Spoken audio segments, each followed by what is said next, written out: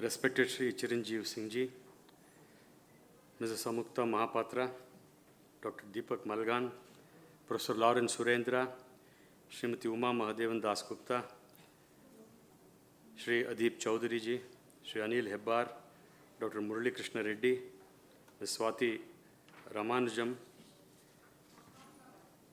friends and media friends. I am very happy to be a part of the launch of Rabindranath Tagore, India's schoolmaster, by J.M. Kumarappa.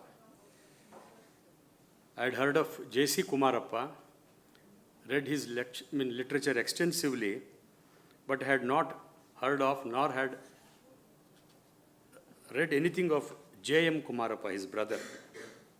I must really congratulate Lawrence Surendra ji for having put us all together for this wonderful occasion. This occasion is special and historic. I am really privileged to be a part of this unique event. The event brings back to our present day consciousness the importance of Tagore for us in India today. I am happy that the Brahma Samaj is also associated with this glorious event. My family's links with Brahma Samaj, Raja Ram Mohan Roy, Maharshi Devendranath Tagore, and the Bengal Renaissance, an important part of India's history, goes back to the days of my grandfather, late W.H. Hanumantappa, who spread the ideals of Brahma Samaj in Bangalore and Mangalore.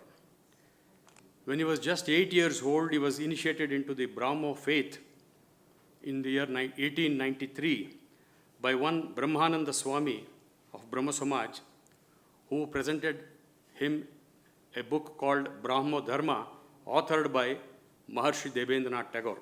In fact, that book was translated by this Brahmananda Swami for the readers in Kannada, and that volume was presented to my grandfather, and that was the greatest turning point in my grandfather's life.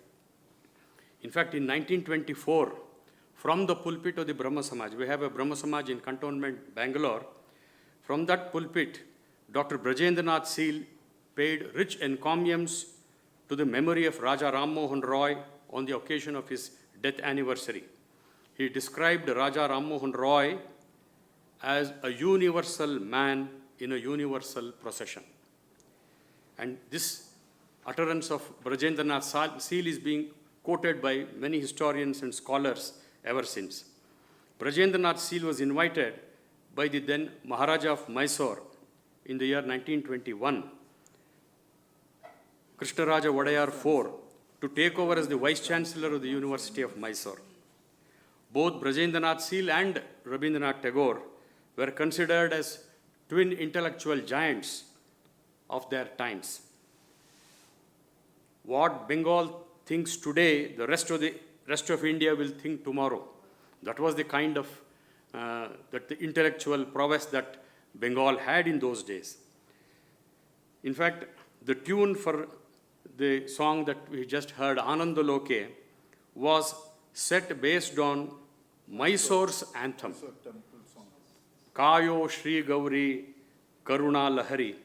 When the same song was sung at the reception given to Rabindranath Tagore in Mysore Palace in 1922, when he was the chief guest of the Dasara celebrations. Bangalore Brahma Samaj, we have an old heritage building there. The foundation stone of that Brahma Samaj Mandir was laid by Babu Pratap Chandra Majumdar, who was an official delegate representing Hinduism at the Parliament of Religions in Chicago in 1893. Swami Vivekananda, who was also a member of the Brahma Samaj, gave a historic speech, as you all know, as a special invitee. The launch of this book after nearly a century should help us remind ourselves of these connections that go beyond various kinds of chauvinism and narrow thinking, and look for new pathways to achieve social justice, social reform, and set up institutions for modern education. In fact, my grandfather presided over a memorial meeting of Tagore held on his demise in the town hall here in Bangalore as the president of the then Bangalore City Municipal Council. Sir C.V. Raman was the main speaker at that memorial meeting. In fact, the marriage of Tagore's grandson, Soumyendranath Tagore, was officiated by my grandfather according to Brahmo Samaj rites in Bangalore. In fact, we celebrated the 150th birth anniversary of Rabindranath Tagore in Sheshadripuram College, where I am the honorary secretary, thanks to the guidance and support of Professor Lawrence Surendra. In fact, my grandfather had close contacts with freedom fighters because he was also a freedom fighter, like the first Chief Minister of West Bengal, Dr. Bidhan Chandra Roy, and Aruna Asaf Ali, who were all great Brahmos of their times. In fact, during the pre-independent days, the All India Congress sessions were made available to the Brahmos to hold their annual conferences once the Congress sessions were over. Friends, Bangalore city has always been in the forefront of cherishing the legacy of Rabindranath Tagore. There is a plaque in Balabrui indicating his stay for a couple of days. Now that Balabrui has now become a legislators' club, which is just opposite the golf club. A residential extension is named after Tagore. You must have all heard of it, R.T. Nagar. The most unfortunate thing is people don't call Rabindranath Tagore Nagar, they call it R.T. Nagar. Like Mahatma Gandhi roads everywhere in the country are called MG roads. There is a bust of Tagore installed in a circle in R.T. Nagar. And there is also a bust of Raja Ram Mohan Roy, you can see, which is installed just opposite the Woodlands Hotel, of course, donated by my grandfather in those days. And one of Bangalore's prominent cultural theatre, Ravindra Kalakshetra, has been kept, it's been named after Tagore.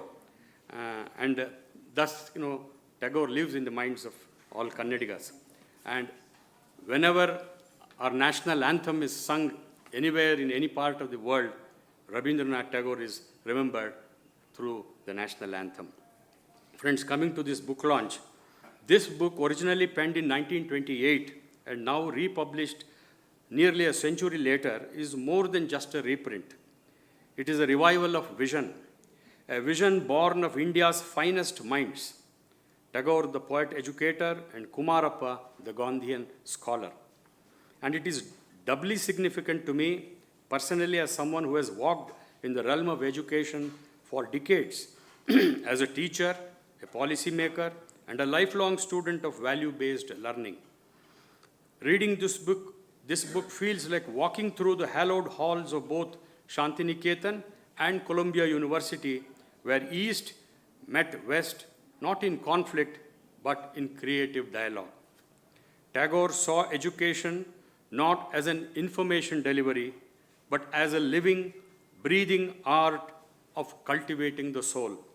He wanted schools to reflect the cultural genius of the land. He wanted education to free the mind, not imprison it.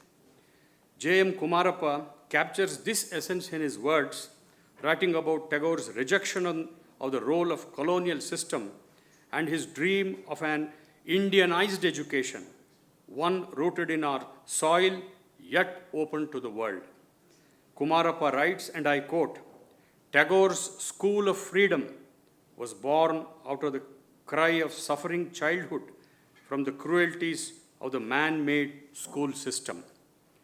Can there be a more powerful critic and yet a more loving hope?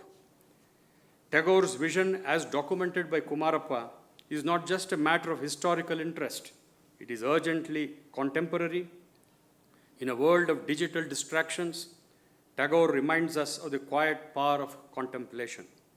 In a world that celebrates utility, he reminds us of beauty. In a world that is fractured, he offers unity, not in uniformity, but in shared humanity. Let us, as Tagore asked, is our education awakening the spirit or merely training the hand? J.M. Kumarappa, lesser known than his brother J.C. Kumarappa, deserves to be rediscovered. This work is not just an academic thesis, it's a manifesto for an India that learns with dignity, teaches with humility, and educates with joy. That such a work emerged from Columbia in 1928 under the influence of John Dewey and Kilpatrick and carried the fragrance of Shantiniketan is a testimony to India's place in the global conversation on education even back then. As someone deeply engaged with educational reform, I ask today, can we build more schools of freedom? Can our universities become places not just of learning, but of living? Can we, like Tagore, create an institute like Vishwa Bharati that bridges between nations, cultures, and hearts? If we succeed, it will not only be because of new policies, but because of old principles. The principles that Tagore, Kumarappa, and Gandhi lived by: simplicity, service, harmony, and truth. As I conclude, I invite each of us to return to the core message of this book. Education is not a system, it is a sadhana, a lifelong journey towards wisdom, beauty, and compassion. Let this book rekindle that journey in each of us. Thank you.